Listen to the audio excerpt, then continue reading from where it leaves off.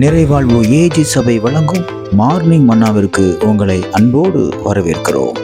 கர்த்தருடைய பரிசுத்த நாமம் மகிமைப்படுவதாக. இந்த நாளிலே உங்களை சந்திப்பதிலே மிகுந்த சந்தோஷம். எனக்கு அன்பான தேவ பிள்ளைகளே, பலவிதமான துக்கத்தோடு, பலவிதமான வேதனையோடு, சாபத்துக்கு மேல சாபம், அடிக்கு மேல அடி, வேதனைக்கு மேல வேதனை, வியாதிக்கு மேல வியாதி, பிரச்சனைக்கு மேல பிரச்சனை, எனக்கு எங்க பார்த்தாலும் நெருக்கம், எப்பக்கத்துல நான் திரும்பினாலும் எனக்கு வேதனை உண்டாக்கும் வழியாத்தான் இருக்குது. என்னால ஒண்ணுமே செய்ய முடியல. ஏன் எனக்கு இப்படி இருக்குதுன்னு எனக்கு ஒண்ணுமே புரியல.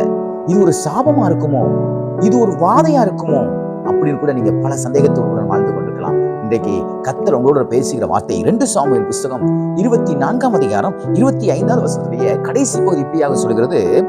கர்த்தர் தேசத்துக்காக செய்யப்பட்ட வேண்டுதலை கேட்டறினார், இஸ்ரவேலின் மேல் இருந்த அந்த வாதையை நிறுத்தி போட்டார். இங்கே தாவீது ஒரு பெரிய தவறு செய்கிறார்.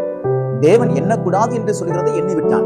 உடனே கர்த்தர் 3 விதமான வாதைகளை கொடுக்கிறார். அதுல நீ ஏதாவது ஒண்ணு எடுத்துக்கோன்னு சொல்றாரு. அதுல ஒரு வாதை வியாதி, அந்த தேசத்துக்குள்ள பயங்கரமான வியாதி என்கிற ஒரு வாதையை கட்டளிடுகிறார். அதன் மூலமாக பல லட்ச ஜனங்கள் என்ன செய்கிறார்கள் என்றால் அழிக்கப்படுகிறார்கள். இந்த வாதை போய்கிட்டே இருக்குது. இதை நிறுத்துறதுக்கு வேற வழியே கிடையாது. அப்பொழுதுதான் தாவீது செஞ்ச ஒரு காரியம், பலிபீடத்தை கட்டி தேவனுக்கு முன்னாடி போய் விழுந்து, ஆண்டவரே நான் பாவம் செஞ்சிட்டேன், நான் செஞ்ச தப்புக்கு இந்த ஜனங்கள், இந்த ஆடுகள் என்ன செய்வார்கள் என்று சொல்லி தேவனுடைய சமூகத்துல போய் இந்த பலிபீடத்துல முன்னாடி போய் விழுந்தான் பாருங்க. அப்போதான் கர்த்தர் அவனுடைய சத்தத்தை கேட்டு அவனுடைய ஜபத்துக்கு பதில கொடுத்தார். அதுதான் நான் இப்போ வாசித்தேன். தேசத்துக்காக அவன் ஏறெடுத்த ஜபத்துக்கு அவர் பதில் கொடுத்தார். பதில் கொடுத்த நிமித்தமா என்ன நடந்துச்சு தெரியுமா? வாதை நிறுத்தப்பட்டது. இன்றைக்கும் கர்த்தர் உங்க குடும்பத்துல வியாதி என்கிற வாதை இருக்குதா? சாபம் என்கிற வாதை இருக்குதா?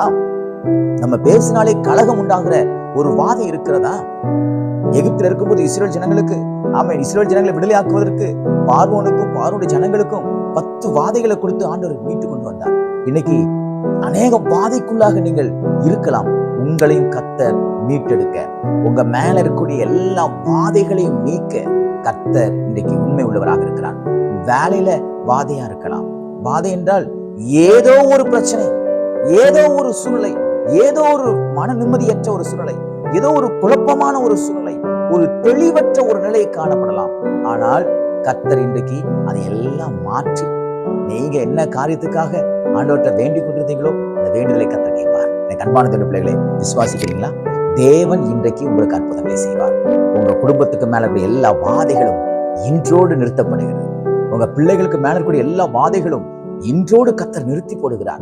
சில வாதைகள் வருவதனால சில ஆசீர்வாதங்கள் தடைப்பட்டிருக்கும். அதனால என்ன நடக்கும் அப்படின்னா, நம்மளால அந்த ஆசீர்வாதத்தை சுதந்திரிச்சு கொள்ள முடியாது. ஆகையால் இன்றைக்கு கர்த்தர் ஒன்றை செய்கிறார். அவைகள் எல்லாம் எடுத்து போட்டு என்ன ஆசீர்வாதங்களுக்காக நீங்க ஏங்கி கொண்டிருந்தீங்களோ அதையெல்லாம் நிறைவேறுவதற்கு கர்த்தர் இன்றைக்கு உங்க மேல இருக்கக்கூடிய, உங்க குடும்பத்துல இருக்கக்கூடிய எல்லா வாதைகளையும் கர்த்தர் எடுத்து போடுகிறார். பிசினஸ் ஆரம்பிக்கிறேன், எல்லாம் லாஸ் ஆயிடுது, அந்த வாதையை கர்த்தர் இன்னைக்கு நிறுத்தி போடுகிறார். விசுவாசிக்கிறீங்களா? எப்படி இஸ்ரவேல் ஜனங்கள் மேல இருந்த வாதைகளை கர்த்தர் நிறுத்தி போட்டாரோ அதே போல இன்றைக்கு உங்கள் மேல இருக்க எல்லா வாதையும் நீக்கி போட்டு அற்புதங்களையும் அடையாளங்களையும் காண கர்த்தர் உதவி செய்வாராக. இந்த நாள் ஒரு அற்புதத்தையும் அடையாளத்தையும் காணுகிற நாளாக தேவன் மாற்றி விடுவாராக. God bless you.